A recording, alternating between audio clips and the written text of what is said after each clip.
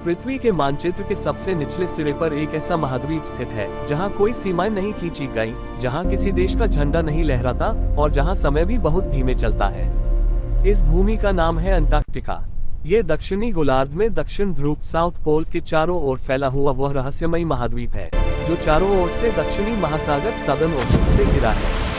दुनिया की चकाचौंध और शोर शराबे से बहुत दूर अंटार्कटिका शांति का वह स्वरूप है जिसे देखकर लगता है कि पृथ्वी अभी भी सांस ले रही है। अंटार्कटिका पृथ्वी का सबसे ठंडा, सबसे शुष्क और सबसे तेज हवाओं वाला महाद्वीप है। यहाँ की लगभग 98% भूमि मोटी बर्फ की चादर से ढकी हुई है जो हजारों लाखों वर्षों पुरानी है। इस बर्फ के नीचे पर्वत, घाटियां और जमी हुई नदियां छिपी हैं, मानो पृथ्वी ने अपने पुराने रहस्यों को बर्फ में कैद कर लिया हो। यहाँ सूरज भी सामान्य नियमों का पालन नहीं करता। गर्मियों में महीनों तक सूरज अस्त नहीं होता और सर्दियों में महीनों तक अंधकार छाया रहता है।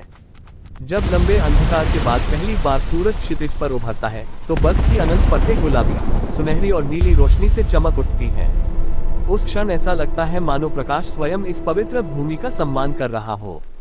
पहली नजर में अंटार्कटिका निर्जीव प्रतीत होता है, चारों ओर बस बर्फ, ठंड और मौन। लेकिन यही मौन जीवन से भरा हुआ है।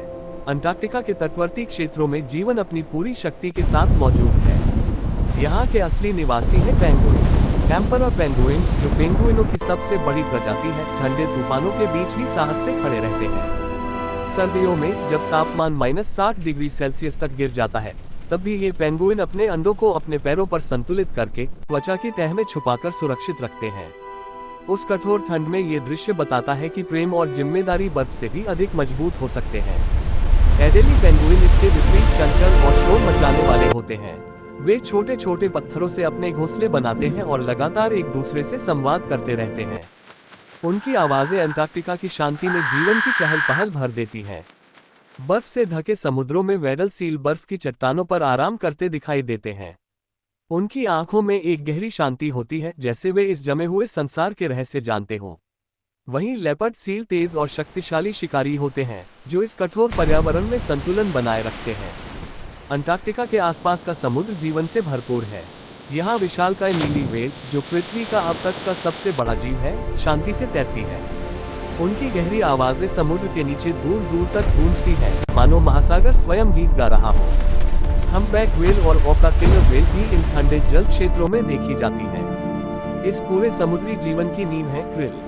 ये छोटे से जीव लाखों की संख्या में पाए जाते हैं और अंटार्कटिका के खाद्य जाल का आधार हैं। छोटे क्रिल से लेकर विशाल व्हेल तक हर जीव एक दूसरे से जुड़ा हुआ है। आकाश में स्कुआ और पेट्रेल जैसे पक्षी तेज हवाओं के साथ उड़ते रहते हैं। वे बर्फीले तूफानों से नहीं डरते, बल्कि उन्हें चुनौती देते प्रतीत होते हैं। अंटार्कटिका पर कोई स्थायी मानव आबादी नहीं है। यहाँ केवल वैज्ञानिक रहते हैं, अस्थायी शोध केंद्रों में। वे यहाँ प्रकृति को समझने आते हैं, न कि उस पर अधिकार जमाने। बर्फ की गहराइयों से निकाले गए आइस कोर पृथ्वी के हजारों वर्षों के जलवायु इतिहास को संजोए हुए हैं। इनसे वैज्ञानिक भविष्य के पर्यावरणीय परिवर्तनों को समझने की कोशिश करते हैं। रात के समय जब अंधकार पूरी तरह छा जाता है तो आकाश में दक्षिणी ध्रुवीय ज्योति अरोरा ऑस्ट्रेलिस नृत्य करने लगती है। हरे, बैंगनी और नीले प्रकाश की लहरें ऐसा आभास कराती हैं मानो आकाश जीवित हो उठा हो। मौन की सी। अंटार्कटिका हमें शोर मचाकर कुछ नहीं सिखाता, वो बस मौजूद रहकर सिखाता है धैर्य, संतुलन और सह अस्तित्व। यह महाद्वीप याद दिलाता है कि पृथ्वी पर अभी भी कुछ स्थान ऐसे हैं जो मानव लालच से बचे हुए हैं। दुनिया के अंत में स्थित यह भूमि वास्तव में अंत नहीं, बल्कि